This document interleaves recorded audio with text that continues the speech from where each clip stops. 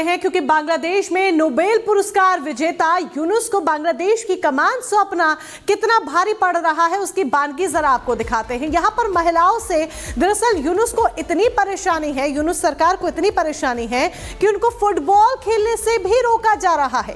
कट्टरपंथियों की सोच, उनके इस कदम की वजह से देखिए किस तरीके से बांग्लादेश में महिलाएं आंसू बहा रही हैं। उनकी आंखों से आंसू है कि थमने का नाम नहीं ले रहे हैं, क्योंकि यहां पर फुटबॉल उनके लिए सिर्फ एक खेल नहीं, उनका सपना है, उनकी जिंदगी है, ये खिलाड़ी है।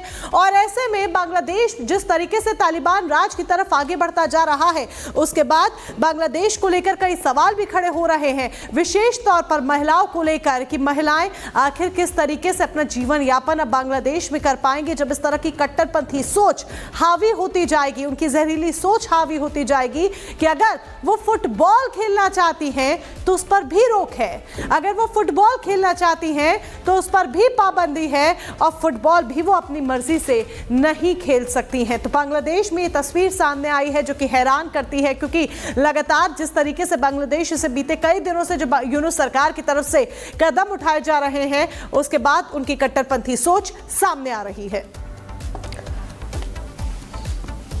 खबर इंदौर के सावे से है, जहां एक शख्स ने एक महिला का गला रेत दिया। दरअसल आरोपी शख्स पीड़िता पर लगातार 3 साल से दोस्ती करने का दबाव बना रहा था और जब महिला नहीं मानती है तो उसकी गला रेत करके खूनी साजिश रची जाती है। पूरी खबर क्या है दिखाते हैं आपको।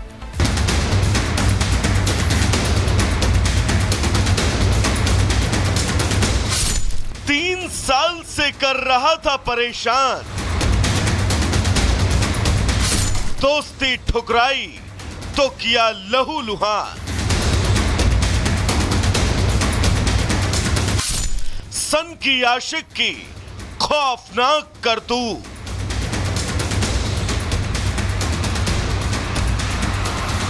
यह सनसनीखेज मामला मध्य प्रदेश के इंदौर जिले से सामने आया, जहां सावेर इलाके में सिरफिरे ने एक तरफा प्यार में लड़की को चाकू से गोद दिया, जिसके बाद पीड़िता को गंभीर हालत में अस्पताल में भर्ती करवाया गया, जहां वो जिंदगी और मौत की जंग लड़ रही है। दरअसल आरोपी अमन शेख और पीड़िता पहले एक साथ कॉलेज में पढ़ते थे, जिस दौरान आरोपी बार बार लड़की पर दोस्ती का दबाव बनाता रहा। करीब 3 साल तक आरोपी पीड़िता को परेशान करता रहा।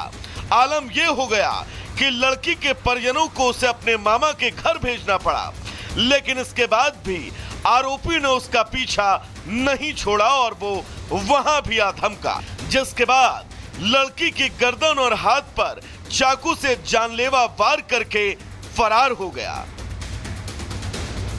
इस खूनी वारदात के बाद इलाके के लोगों में भारी आक्रोश है। हालांकि मामले की जानकारी मिलते ही पुलिस फौरन मौके पर पहुंची और पीड़िता के बयान के आधार पर मामले की जांच शुरू कर दी गई। जो लड़का है अमन शेख नाम का लड़का, उसको 3 वर्ष से परेशान कर रहा है, बार बार मतलब कि बात करने की कोशिश वगैरह कर रहा है। तो आज अचानक आया और चाकू की घटना कर दी, चाकू वाकू मार दिए। तो उसके स्टेटमेंट अभी जारी है, जितनी अभी तक इतनी जानकारी है। ये साथ में पढ़ते थे या कुछ कई काम करते थे? हाँ, 2020 से 2023 तक ये शासकीय कॉलेज ये सावेर में पढ़ते थे। बीए की क्लास में ये दोनों साथ में थे, तो तब से ये परेशान कर रहा था, ये बताया है। अभी इलाज चल रहा है।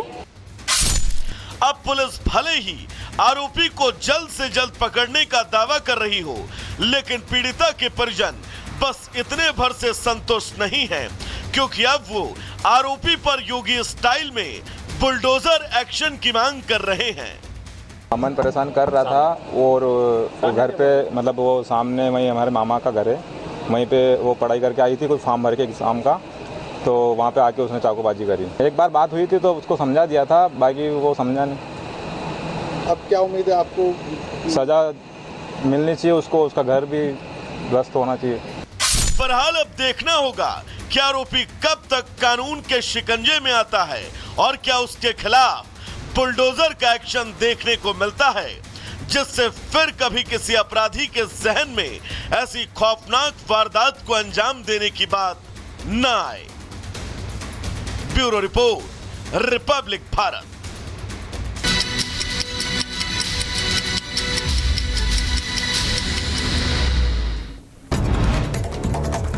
और अब 2 मिनट में भारत की शुरुआत करते हैं। आज बजट सत्र से पहले होगी सर्वदलीय बैठक। राष्ट्रपति द्रौपदी मुर्मू के अभिभाषण से होगी सत्र की शुरुआत। आज से संसद के बजट सत्र की शुरुआत। 1 फरवरी को पेश होगा बजट। 4 अप्रैल तक चलेगा सत्र।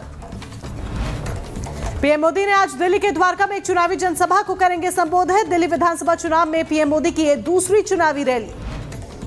एक देश एक चुनाव के लिए 2 विधेयकों की जांच कर रही जेपीसी की आज दूसरी बैठक। संसद एनेक्सी भवन में आज 3 बजे होगी मीटिंग। अंतरिक्ष में फंसी सुनीता विलियम्स ने स्पेस में की पहली चहलकदमी। 8 महीने बाद स्टेशन से बाहर निकली सुनीता विलियम्स। वाराणसी में गंगा आरती में बढ़ी श्रद्धालुओं की भारी भीड़। गंगा सेवा निधि ने श्रद्धालुओं से कुछ दिन नहीं आने की अपील की। मिर्जापुर में कुंभ से लौटे यात्रियों ने रेलवे स्टेशन पर जमकर हंगामा किया। बुजुर्ग श्रद्धालुओं को नीचे गिराए जाने से नाराज श्रद्धालुओं ने हंगामा काटा। पीएम मोदी का प्रयागराज दौरा हुआ कैंसल। पीएम मोदी 5 फरवरी को महाकुंभ में स्नान के लिए जाने वाले थे। प्रयागराज कुंभ में आज फूलों की होली खेली जाएगी। रंगोत्सव का कार्यक्रम भी होगा। भगवान के साथ नृत्य कार्यक्रम का भी आयोजन। बहराइच में चलते ट्रक में लगी भीषण आग। आग लगते ही धू धू कर जला तेज रफ्तार ट्रक ड्राइवर और क्लीनर ने कूदकर बचाई अपनी जान। सीतापुर में चहलारी घाट ब्रिज पर एक ट्रक में लगी आग। मौके पर पहुंची फायर ब्रिगेड की टीम ने आग पर पाया काबू। ट्रक में लदा लाखों का सामान जलकर हुआ खाक। अमरोहा में सरकारी बस में पीछे से ट्रक ने मारी टक्कर। हादसे में बस में सवार 10 यात्री जख्मी हो गए। सभी घायलों को इलाज के लिए अस्पताल में भर्ती करवाया गया। बरेली में भारी मात्रा में ड्रग्स बरामद। Cocaine, Swift Dzire car, 2 mobile phone समेत 2 आरोपी गिरफ्तार किए गए। बरामद हुई ड्रग्स की कीमत अंतर्राष्ट्रीय बाजार में 5 करोड़ के करीब। रायबरेली में गौ तस्कर गैंग का पुलिस ने भंडाफोड़ किया है। 3 गौ तस्करों को पुलिस ने गिरफ्तार किया। 20 गौवंशों को डीसीएम गाड़ी में लेकर जा रहे थे आरोपी। फर्रुखाबाद में सिपाही ने फांसी लगाकर खुदकुशी कर ली। घरेलू परेशानियों को लेकर सिपाही ने आत्महत्या की। रायबरेली में बुकिंग कर गाड़ी लूटने वाले 8 आरोपी गिरफ्तार। गाड़ी बुकिंग के नाम पर आरोपी करते थे लूटपाट। आरोपियों ने ड्राइवर को बंधक बनाकर झाड़ियों में फेंका था। लखनऊ, बाराबंकी, बिहार, रायबरेली के रहने वाले हैं लुटेरे। हापुड़ में पुलिस ने किया प्रॉपर्टी डीलर की हत्या का खुलासा। मृतक के दोस्त ने पैसों के लालच में हत्या कर दी थी। पुलिस ने आरोपी को गिरफ्तार किया। बिहार के मुजफ्फरपुर में सरस्वती पूजा के चंदे को लेकर छात्र गुटों के बीच कई राउंड फायरिंग हुई। पुलिस आरोपी छात्रों की तलाश में जुटी। मध्य प्रदेश के छतरपुर में 5000 की रिश्वत लेते सदर पटवारी गिरफ्तार। विजिलेंस की टीम ने रंगे हाथों गिरफ्तार किया। मुजफ्फरनगर में ट्यूशन पढ़ने आए छात्रों को दबंगों ने बेल्ट से पीटा। पिटाई का वीडियो वायरल हुआ।